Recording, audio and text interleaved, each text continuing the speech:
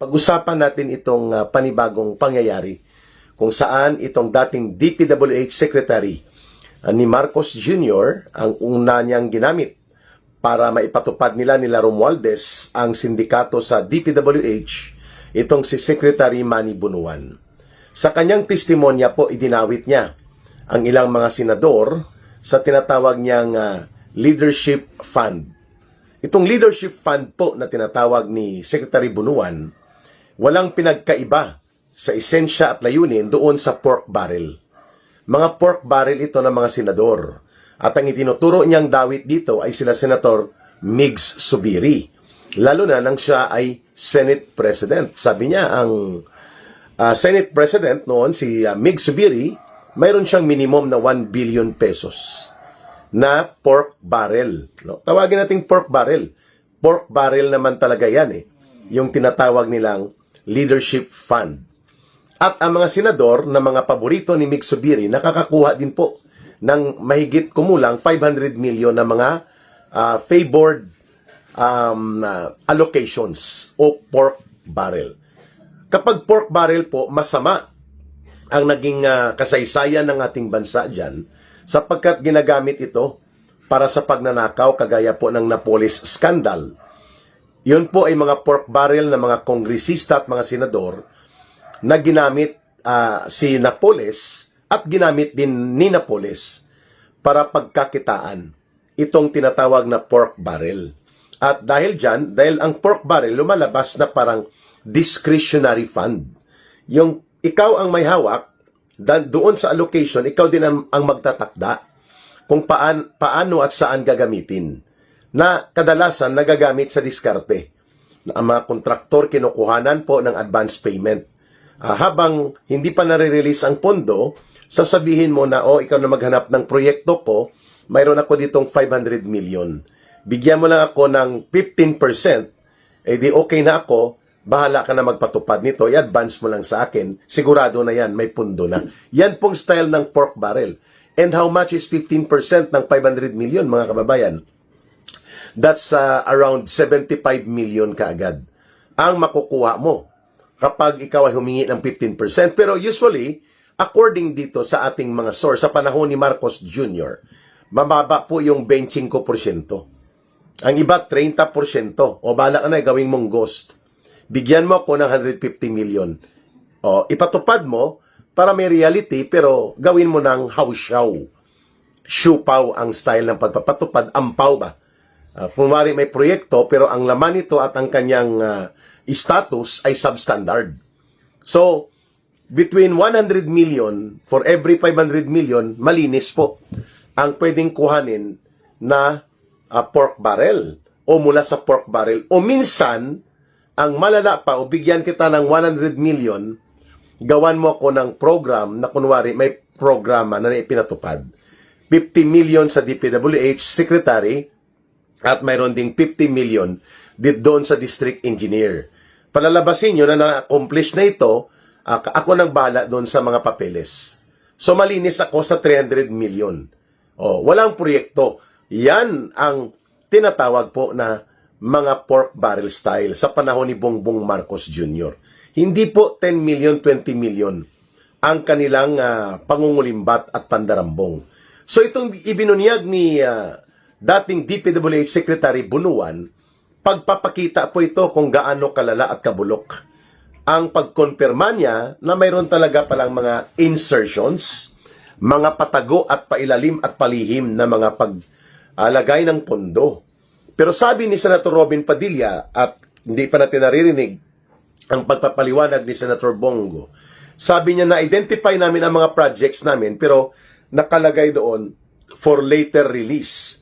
Pag sinabing for later release, yan po ay wala pang pondo. So hindi niya na nalaman o hindi niya nasundan kung ito ba ay pinunduhan pa. Pero sabi niya, ako ay hindi kumuha ng nising ko doon sa mga na-identify na projects na yon. At yan po ay ipapatupad ng DPWH o kaya ng DepEd o kaya ng Department of Agriculture o kaya ng Department of Health. Depende po yan sa availability of funds kapag yan po ay nakalagay na for later release. So, hindi naman po totally ninanakaw ang mga pork barrel na ito. Pero kadalasan sa maraming karanasan, ito po ang source ng pinakamalalaking mga korupsyon. At para hindi halata, tinanggal na po ang term na pork barrel. Maraming naging pangalan po ang pork barrel noon. Sa panahon ng mga previous administration, minsan tinatawag nila itong PDAP, no? Priority Development Assistance Fund. Pero discretionary. Pag sinabing discretionary, nasa kamay po at diskarte ng kongresista o ng senador. So therefore, mataas po ang possibility na mamaniobra at mamanipulate ang naturang pundo para sa pangungurakot. So mayroon din tinatawag na DAP, Development Acceleration Program, sa panahon ni Noynoy Aquino. Mayroon din tinawag na CDF, Countrywide Development Fund. CDF man, PDAF, or DAP, ang mga ito po ay pork barrel at idiniklara ito ng Korte Suprema na unconstitutional. Kaya nagkaroon po ng mga pagbabago at reforma doon sa budget process. Kailangan naka-itemized. Pero ang mga itemized budgeting na ito at ang pagbabawal ng Korte Suprema sa tinatawag po na pork barrel, inikutan ni Marcos Jr. At tinawag niya ito na insertions and mga unprogrammed appropriations. Karamihan po, mahigit 4,000 na mga flood control projects ay pinunduhan at pinarilisan ni Marcos at ipinatupad nila Romualdez sa itinago nilang pondo na tinatawag na DAP. Sa tinatawag nilang pondo na unprogrammed appropriations. So, ang unprogrammed appropriations, para hindi mahalata na dyan mo kukunin ang mga nanakawin, ay later ang funding niyan, funding later. Kapag unprogrammed, no? Ibig sabihin walang items pero nakalagay dyan na may mga nakaprograma na. Hahanapan pa ng pondo at usually dyan inilalagak o dyan po ipinapatupad ang pondo na inuutang ng gobyerno. The unprogrammed appropriations ay nagagamit po yan mula sa mga loans ng government. Pangalawa, sa mga buwis na nakukulikta na bago ipatupad, mga bagong buwis. At pangatlo, doon sa mga savings o mga sobrang pondo na nakukuha sa mga government-owned and controlled corporations that include pati pong nangyari sa PhilHealth na 60 billion pesos noon na dineklara ng Korte Suprema na mali at unconstitutional at yung PDIC, Philippine Deposit Insurance Corporation, na mga 121 billion pesos. 121 billion pesos, 60 billion pesos sa PhilHealth. So that's around 181 billion pesos ang kinuha nila Marcos at Ralph Recto upang ilagay doon sa unprogrammed appropriations upang maipatupad ang mga libo-libong mga kunwari ay flood control projects na pinagnanakaw at diniskartihan.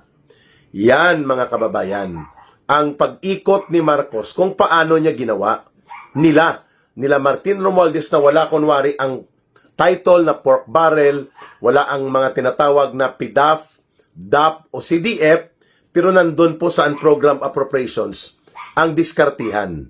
At malinaw, ang purpose po ni Marcos dyan ay itago sa taong bayan ang mga pundo na kanilang titirahin. Parang inassassinate ang pundo ng gobyerno. At sino po ang pwedeng makakapagpapalabas at makapagpa-approve sa mga pundo na ito sa unprogrammed appropriations? The final say will come from the President. At ang gumagawa po ng final recommendation for the unprogrammed appropriations ang Department of Budget and Management Secretary. Kaya tama po yung binabanggit ni Adrian Bersamin na yung undersecretary ni Marcos dati sa Malacanang na naging bagman niya kasama sa isa pang undersecretary noon na si Jojo Cadiz. It was Amina Pangandaman at tinukoy din ito ni Saldico na si Amina Pangandaman po ang kumakamada bilang budget secretary ni Marcos kung papaano ilusot ang mga naka-unprogrammed appropriations upang aprobahan ni Marcos. And Marcos Jr. was able to implement more than 4,100 flood control projects amounting to almost 1 billion pesos. Amounting to almost 1 trillion pesos. Mga kababayan, 1 trillion pesos. Mahigit ang cost ng unprogrammed appropriations na ipinatupad ni Marcos over the last 3 budget cycle. At ang nagre-recommend niyan for implementation and funding si Amina Pangandaman. Na ngayon, matapos pinagpahinga ni Marcos ng mga 3 buwan, ay binalik niya naman sa isang national bank ng gobyerno, no? National Bank para sa Bangsamoro people na ito daw ay bangko para sa ating mga kapabayan at mga kapatid na mga Muslim at parang counterpart ng Philippine National Bank Langing, no? At ito ay doon naman inilagay si Amina Pangandaman. Wow. At hindi ito napapanagot. Pinangalanan din po ito ni Ping Lacson, si Pangandaman, si Bersamin, at iba pang mga nasasangkot noon, na sabi niya parang pinaikutan lang si Marcos Jr. Kung kaya nangyari ang iskandalo ng pinakamalaking pandarambong at pangungurakot sa flood control. Hindi ito bumenta sapagkat the last say and the authority to implement and cause an effect of release of funds will not come unless it will be approved and signed by the President.